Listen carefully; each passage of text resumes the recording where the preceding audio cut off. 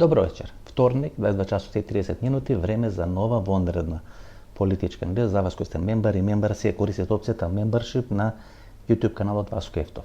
Ке имаме вечерва и четврток или петок плюс една вонредна политичка анализа. Значи вечерва ќе биде Скопје се гуши или цело Скопје ВМРО-ски град, па во четврток ќе биде политичка анализа посветена на СДСМ, па наредниот вторник политичка анализа посветена на ВМРО-ДПМН и тамо по наредниот вторник тоа што ви го должам, пржино 3, втор дел.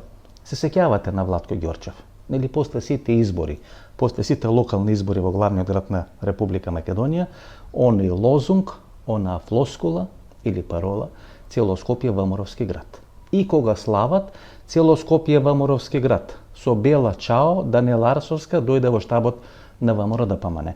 Сега сите ќе ви убедуваат дека цело Скопје не е ВМРО-ски град, дека тие немат контрола на Скопје, дека некој им прави хибридна војна, дека има хибриден обид за рушење или за онеспособување на оваа власт или на оваа влада. Нели тука се постава клучно прашање, што точно сака да ги онеспособат? Што точно тие прават овие 12, 14 или 16 месеци и некој сериозно е исплашен, се плаши дека ако ги остави слободно да работат, тие ќе направат растур систем и одеднаш им прави хибриден обид. ВМРО, Вучич, односно сите такви популистички партии, кои ќе паднат на 25, на 26% рейтинг, кај нив се пали црвена лампичка. Кога ќе се запали таа црвена лампичка, тогаш одат на предвремени избори. И така преку циклус на предвремени избори, кога ги кратат своите мандати од 4 на 3, од 3 на 2 години, тие перманентно владеат некои 10, 12 или 15 години. Всушност со предвремени избори или преку циклус на предвремени избори, тие избегнуваат политички кризи. На тој начин, одреден брод плови 15 години, членството се дотира или се донира, или се инјектира со одредени спонзорства, со одредени донации, рекламни материјали и така натаму, бидејќи преку еден систем на избори локални, председателски, парламентарни, најмногу се инјектираат пари во наводници и во економијата и во членството. И ВМРО-ДПМН сега ќе оди на локални избори. На тие локални избори всушност ќе треба да ве убеди дека тие не биле власт овие 4 години, исто како што овие 16 месеци не се власт во Република Македонија. Тоа е најкомотната и најомилена позиција на ВМРО-ДПМН, тие да се власт, а да се однесат како опозиција, односно да земат тендери како власт, а да напаѓат или да обвинуваат некои други дека се виновни за состојбата во која се наоѓа Република Македонија. И денес или деноје читавте, Пиколо Мини се врати во Скопје, па тезата на левица за статус квото, која е всушност одредена позајмена во наводници теза од бугарската политичка реалност, бидејќи тамо партиите на Бојко Борисов, партиите на турците ги нарекува партии на статус квото и до пред една или 2 години никој не сакаше да коалицира со партиите на статус квото. И тука јас сега можам да ви говорам за Дрисла, можам да ви говорам за Вардарише, ова анализа ја правиме некаде на 1,5 километар оддалечени од Вардариште, меѓутоа тоа не е суштината на тоа што се случува денес во главниот град на Република Македонија. Знаете, одредена политичка структура, затоа ви го најавив пржино, број 3, бидејќи одредена рамнотежа која е воспоставена 2015-2016 година и почна да добија нова форма после 2019-2020 година, тоа е на теза на Зоран Заев, дека тешко се случува лева политичка партија да може да победи 2 пати или да може да спои власт во мандат од 8 години, а многу тешко или рече се невозможно една лева партија да победи во 3 изборни циклуси. И кога Зоран Заев тоа го согледува 2019-2020 година, почнува да си подготвува во наводници наследник на чело на владата или Денска број 2 од редовите на ВМРО-ДПМН. Во тој трилинг или 4-5 играчи кои му стојат на располагање, Александар Николовски, Никола Тодоров, тој одбира да биде Христо Мицкоски. На тој начин се воспоставува одредена рамнотежа. Таа рамнотежа трае до ден денешен. Всушност таа рамнотежа во оној момент кога ќе почне да се нарушува, а тоа ќе почне со намалување не толку на рейтингот на ВМРО-ДПМН, туку на моќта, на влијанието, да не речем и на рейтингот на Христо Мицкоски, во тој момент структури внатре во ВМРО-ДПМН и структури надвор од ВМРО-ДПМН во наводници ќе се повампират и ќе се влезе во процес на пржино број 3, но тоа за 2 недели. За да се дојде во процес на пржино број 3, Македонија мора да помине низ скалта на еден колапс, како што сега се случува. И тоа е суштината на ова што сега се случува во главниот град.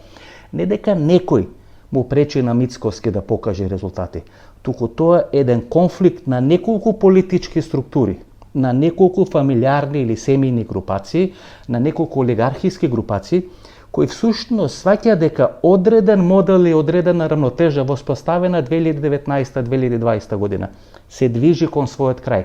За да се забрза крајот, мора системот и рамнотежата да поминат низ колапс. Тој колапс денес го гледаме во главниот град. Ајде да се обидам пластично да го објаснам.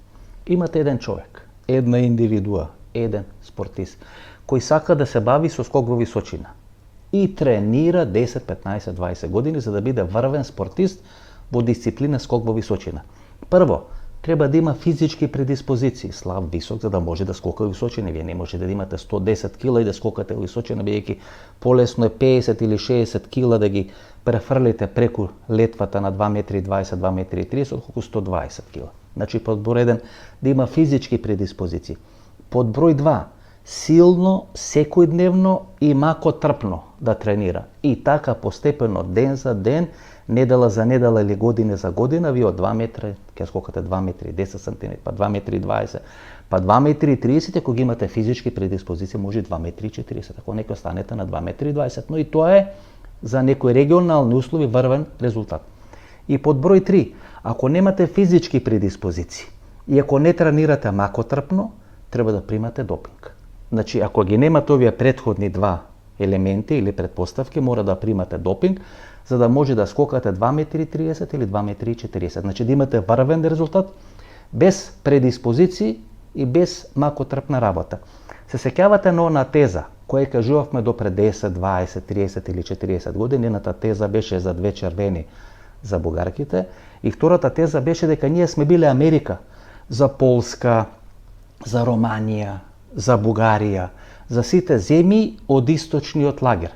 И одеднаш таа Америка капитулира, Америка, тоа што сме ние за овие 3, 4, 5, 10 држави, одеднаш капитулира, се растура целиот тој сон и целата таа приказна пред нашите очи. Зошто? Бидејќи ние не сме биле Америка.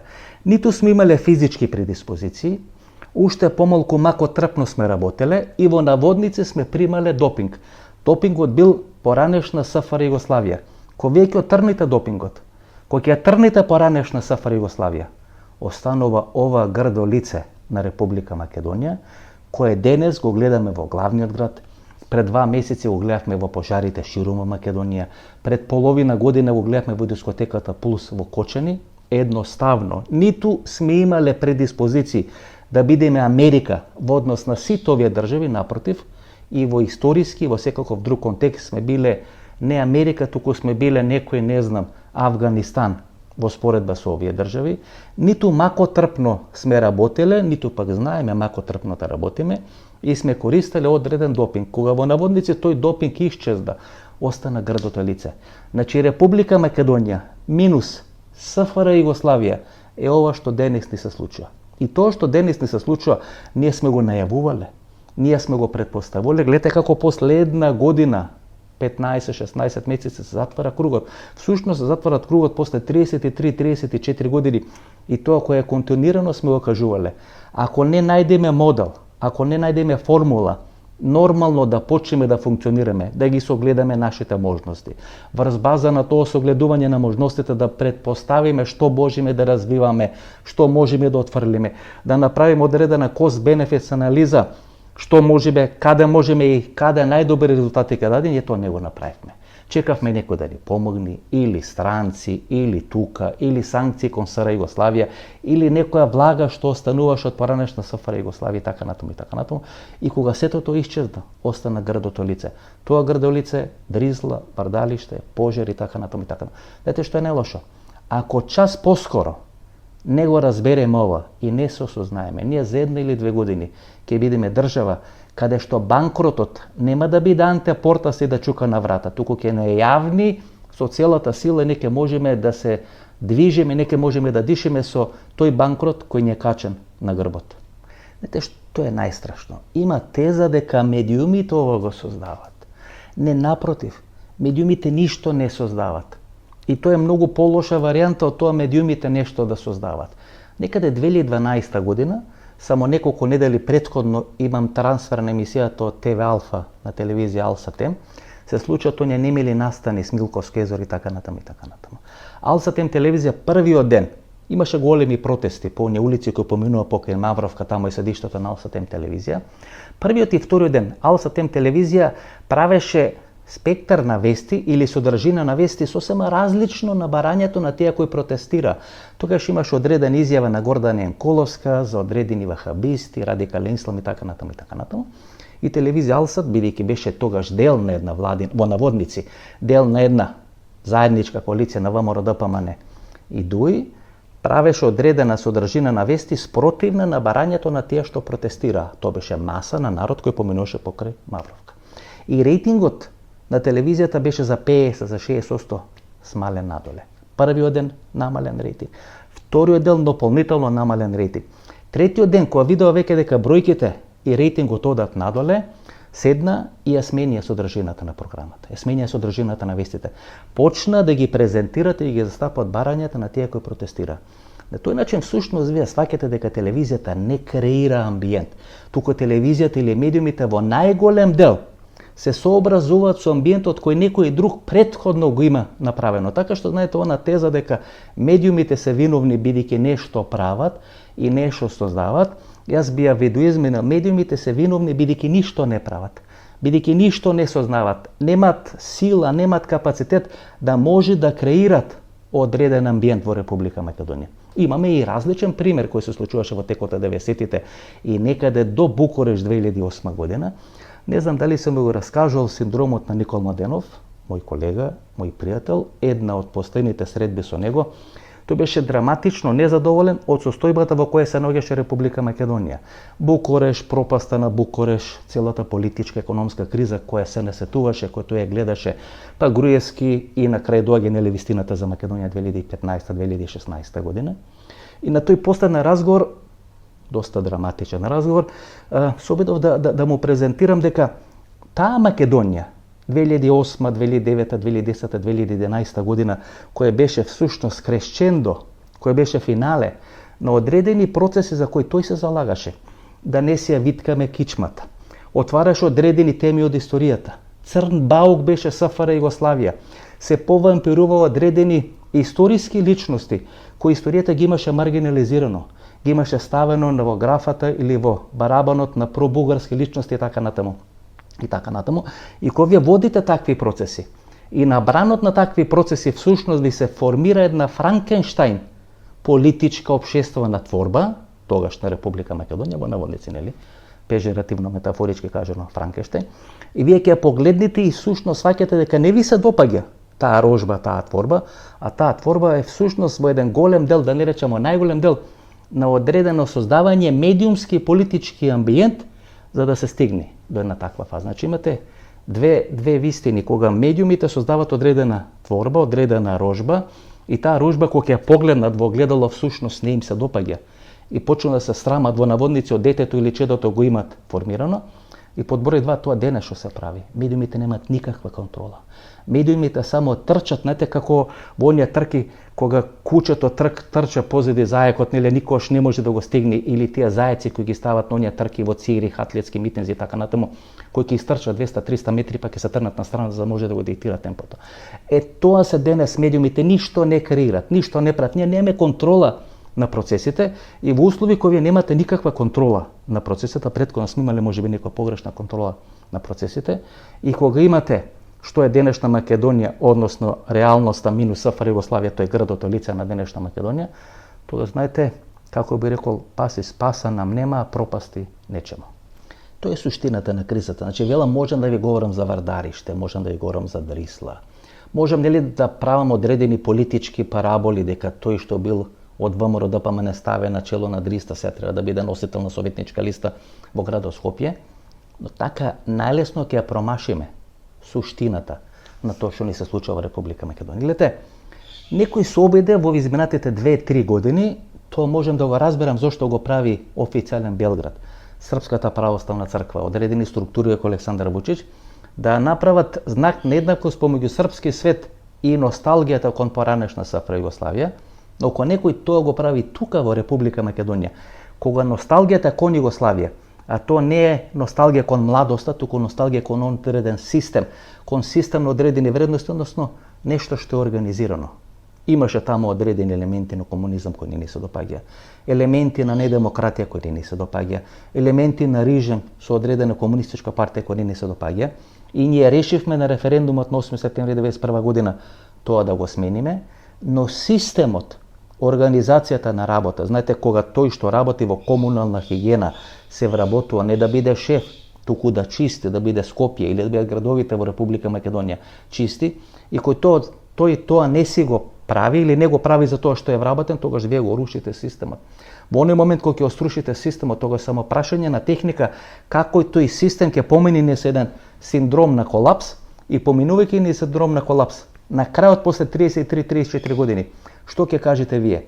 Дека не постои држава, дека ова држава нема иднина, дека ова држава само е прашање на време кога ќе се подели. И на крај, зошто сме направиле држава кога не сме капацитетни да ја водиме таа држава?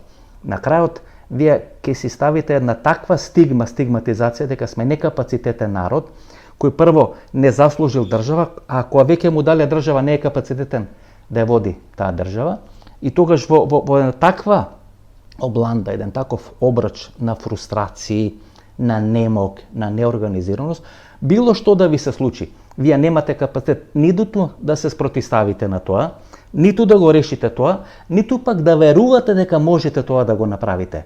Никола Груевски тоа го правеше дока 2012, 13, 14. Поплавите Стајковци покажа дека и неговиот лепак, и неговиот модел е веќе фалиментиран, капитулиран, и дека не може ни тој да се справи со ситуацијата. Затоа избега во Будимпешта, затоа ја напушти власта после прв пораз на локалните избори, бидејќи самиот беше свесен дека му е растурен моделот. Беше направен пржино 1, пржино 2, се воспостави одредена рамнотежа. Овој колапс низ кој ние ќе поминиме, и тука е небитен Христијан Мицкоски, ќе мора да заврши со пржино број 3, бидејќи само така може да се излезе од колапсот во кој сите ќе бидеме напикани. Тоа што е многу важно за да може да читате пораки, да може да читате сигнали. Гледате, од една страна имате иста структура која вели Опен Балкан не чинеше, и од друга страна имате иста структура која е главна грамофонска плоча, главен мегафон и гласноговорник дека српскиот свет доаѓа во Република Македонија. Па проектот Опен Балкан беше измислен за да биде спречено доаѓањето на српски свет во Република Македонија, бидејќи три држави беа составен дел на Опен Балкан: Република Македонија, Република Србија, значи без третата држава, тоа е Република Албанија, ние ќе бевме јавнати од српскиот свет, се вклучува Република Албанија за да бидеме извлечени од прегратките на српскиот свет. И се имате една иста мегафонска структура која ви убедува дека е лош и Опен Балкан, а во исто време ви убедува дека е лошо да бидете српски свет. Па ви дава некакви мисли од мал мозок дека треба да направиме одредена полу-НАТО, полувојничка коалиција со Хрватска и со Република Косово. Хрватска и Република Косово, кои сакаат да отворат Јужен фронт 1991 година на територија на Република Македонија, тоа само го одбива Република Албанија, поради тоа не се отвара Јужниот фронт на територија на Република Македонија, треба да биде замена за Опен Балкан кај што се Албанија и Србија, а тоа треба да биде замена за српскиот свет. Во такви услови кои не знаете да ги читате пораките и не можете да расудите, да разлачите што всушност сака писателот да ви каже, тога сте лесен залак, лесно тесто да ве месат и да ве обликуваат како што сакаат.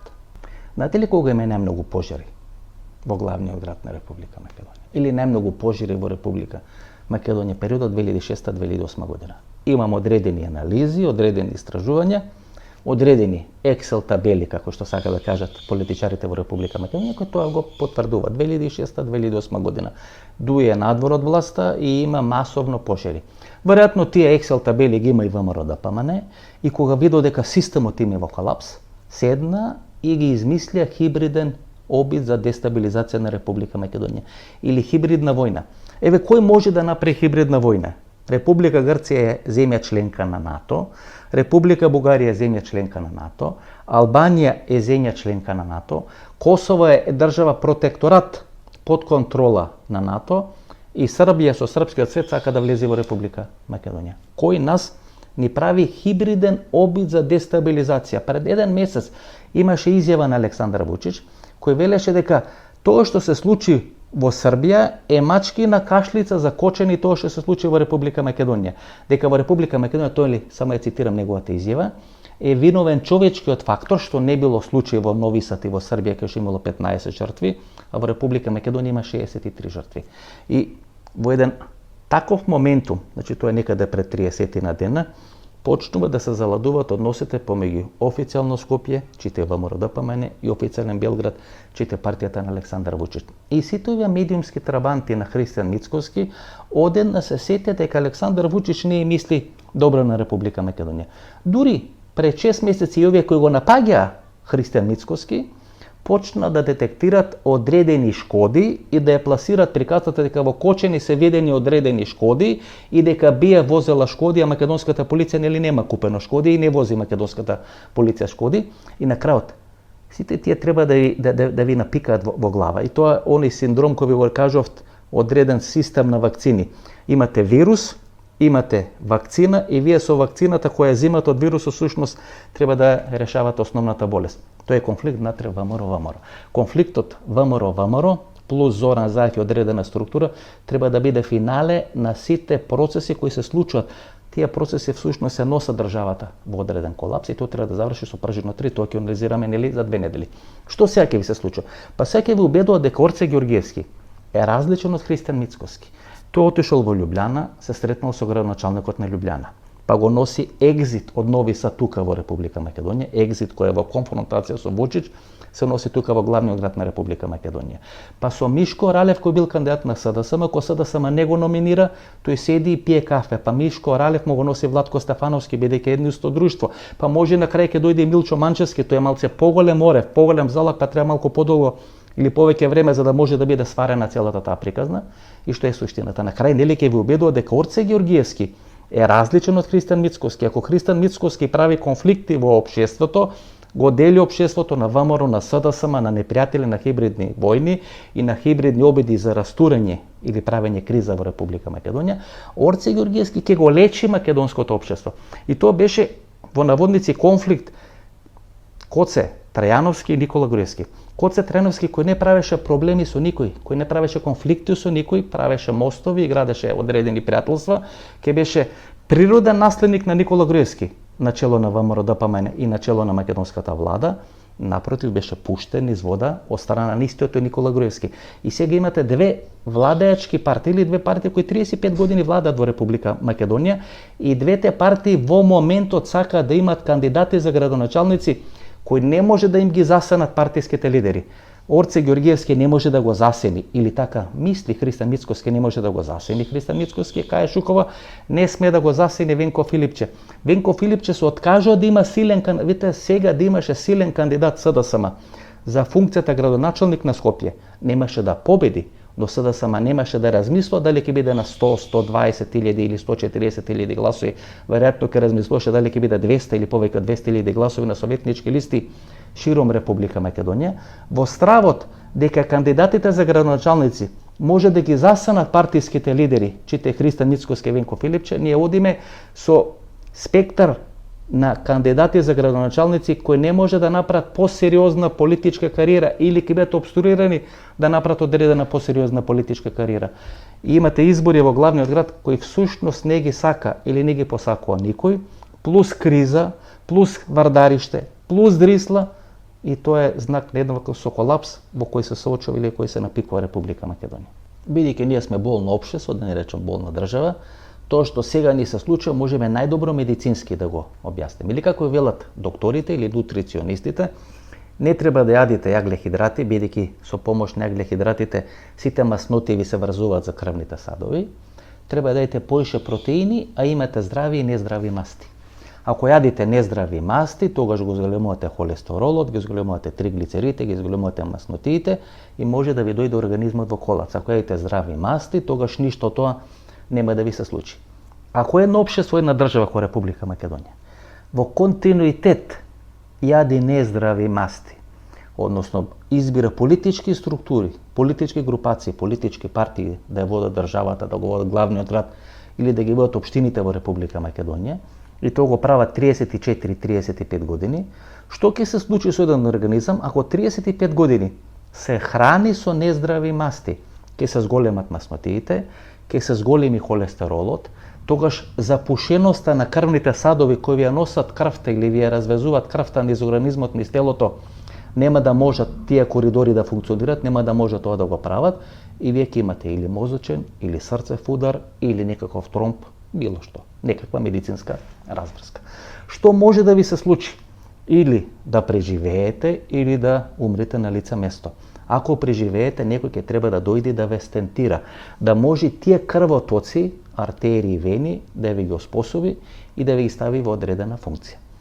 Тоа што кај нас денес не се случува, гледате, никој нит не прашува, нит се замешува од странци од политика. Значи, ние без меѓународен фактор немало кој да не стентира, бидејќи партиите кои ги избираме 34-35 години не хранат со нездрави масти, не ги запушуваат вените и артериите и не го прават нефункционален системот во Република Македонија. И најчесто некаков странски фактор, и ако вие така го стигматизирате странскиот фактор и го обвините дека тој е виновен за се што ни се случува 35 години во Република Македонија, и ако не бил тој странски фактор, ние ќе сме живееле во мед и млеко, тогаш нема кој да дојди да ве стентира. А ако не ве стентира, вие не можете да функционирате. То не е и да се најде некој да ве стентира и повторно да може да функционирате. Ако вие понатаму се храните со нездрави масти, вие повторно ќе имате високи масти, повторно ќе имате високи триглицериди, повторно ќе имате висок холестерол и по 3, 4 или 5 години вие повторно ќе доживеете колапс. Нема да може крвта да ви оди до мозок, да ви се раке од мозок, да ви оди ни срце, да ви оди до одредени витални органи на телото. Што сакам да кажам? Во оној момент кој ќе сватите дека треба да изберете нормални политички структури кои ќе ве хранат со здрави, а не со нездрави масти, тогаш нема да ви се случува вардарище, нема да ви се случува дрисла, нема да ви се случува колапс на економијата, нема да ми се случува колапс на политичкиот систем во Република Македонија. Гледате, зато имате левица сега, бидејќи левица ви функционира ко секта. За вие да почнете левица да ја доживувате како алтернатива на ВМРО и алтернатива на СДСМ, левица мора да ја помени трансформацијата од секта во нормална политичка партија. Со Димитар Апасиев таа не може да функционира како нормална политичка партија. Затоа за мене беше освежување кога Амар Мециновиќ го кандидира да трча на локални избори во градот Скопје. Ако има добар резултат, тоа само ќе го забрза процесот СИРИЗА, односно левица, да се трансформира во СИРИЗА на македонската политичка сцена, Мециновиќ да се трансформира во македонски Ципрас. Дали ќе би има сила, дали ќе може тоа да му го направи Димитар Апасиев, ќе видиме. Имате, например, знам денес има подобри советнички листи од СДСМ, но знам нема приказна. Во овие 12-15 месеци знам ја потроши целата своја приказна, сега и да има и уште подобри листи, немајќи приказна не може да се наметни како алтернатива на СДСМ и на ВМРО ДПМН. Така што, кога ќе ги поставите овие работи вака, вие имате далечинско во ваши раце. Од вас зависи дали ќе има дрисла. Од вас зависи дали ќе има вардарище. Од вас зависи дали ќе има пожари во Република Македонија. Од вас зависи дали ќе има модуларна болница во Република Македонија. Од вас зависи како Република Македонија ќе се справи со своите проблеми. Но ако вие тоа далечинско го фрлате на страна, не го користите или погрешно го користите, тогаш и понатаму ќе бидете хранети со нездрави масти. Тоа е знак на еднаквост високи масноти, висок холестерол, високи триглицериди и тоа е знак на еднаквост со колапс на државата во која живеете. Полотезите што ги планира во вечерашната анализа не се каже, че четврток веќе имаме подготовка или имаме увертира за четврток, увертира за наредниот вторник. Што сакам да кажам, гледате, многу е логично. Тоа што случуваше во Чаир, после 2 месеци да се трансформира во вардарише во дрисла. Имате Изет Меджити, кој е министер за животна средина, имате Каја Шукова, кој беше претходно министер за животна средина, и сега Изет Меджити ќе треба да се бори и со проблемите на животната средина, бидејќи како вие на обичниот македонски граѓанин, без разлика дали е македонец, турчин, албанец, влав и така натаму, да му објасните дека животна средина не е задолжена или градот Скопје не се задолжени за вардариште или за дрисла, теку се тоа локалната самоуправа, општините во главниот град, и кога ќе ја сведете приказната на такви функционални структури, институционални, организациони, тогаш вие знаете како велат, ако не сакате да го решите проблемот, формирате одредена собраниска комисија и никош нема да го решите проблемот. Во оној момент кога вие ќе се обидите функционално да објасните кој е виновен, кој не е виновен, кој изгрешил, кој не изгрешил, кој дал дозвола, кој не дал дозвола, ВМРО-ДПМН бидејќи има најголема контрола на медиумите или на одредени реслови на медиумите преку кои може да пласира одредена информација, полуинформација, шпекулација или одредена лага, ќе биде секогаш во предност во однос на овие политички структури. Така да велам, една иста групација, една иста структура, кој изминатите 20 години учествувала и во криминал со Дивоград Б, и во Вардариште, и во Дрисла, сега искарана, поделена во 2-3 политички блока, кои претходно биле во една листа владина коалиција, сега поделени опозиција, полуопозиција, власт, полувласт и така натаму, се исконфронтирани и почнуваат да се ги вадат Балканите алишта. Некои да палат, некои да горат, некои да не работат, некои намерно да го носат системот во колапс, некои да ги вадат Дивоград и така натаму, а сите во наводници прделе во една иста тиква и кога таа тиква ќе пукне, тогаш целата смрда излегува пред очите на македонската јавност, тоа сега не се случува. Кој се винува? Па сите тие. А кој ги донел на власт? Па ние кои гласаме на избори. Тоа е суштината на ова наша вечерашна политичка анализа. Ново дружење вторник што се случува во СДСМ, односно четврток што се случува во СДСМ, а неделја вторник што се случува во ВМРО-ДПМН и ќе ја финализираме ова трилогија, четирилогија со политичката анализа пржено број 3. До недела веројатно ќе имаме одредена емисија во недела и до вторник. Пријатно вечер Македонија, каде да си.